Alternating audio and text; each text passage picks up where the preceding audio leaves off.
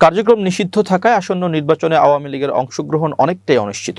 এমন পরিস্থিতিতে দলটির ভবিষ্যৎ কি হবে সে আলোচনা উঠে এসেছে ঢাকা দিল্লি আনুষ্ঠানিক কূটনৈতিক বৈঠকে। তবে এতে সুনির্দিষ্টভাবে কোনো সিদ্ধান্ত হয়নি।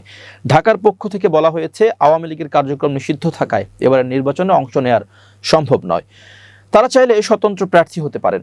যাদের ইমেজ অপেক্ষাকৃত ক্লিন তাদের পক্ষে স্বতন্ত্র প্রার্থী হওয়ার ব্যাপারে সরকারের কোনো আপত্তি নেই। কিন্তু যাদের বিরুদ্ধে মামলা মোকদ্দমা রয়েছে কিংবা মানবতা বিরোধী অপরাধের সঙ্গে সংশ্লিষ্টতা আছে, তাদের এমন কাউকে নির্বাচনে অংশগ্রহণের সুযোগ দেওয়া হবে না।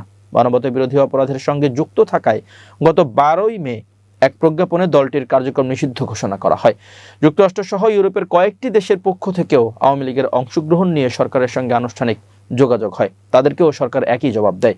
ওদিকে আওয়ামী লীগের ক্লিন ইমেজের নেতাকর্মীদের নিয়ে সংগঠিত হতে চেয়েছিল একটি অংশ, কিন্তু শেখ হাসিনা তাতে মত দেননি। হাসিনা বিশ্বাস করেন লড়াই করে ফের দলকে সংগঠিত করতে সক্ষম হবেন।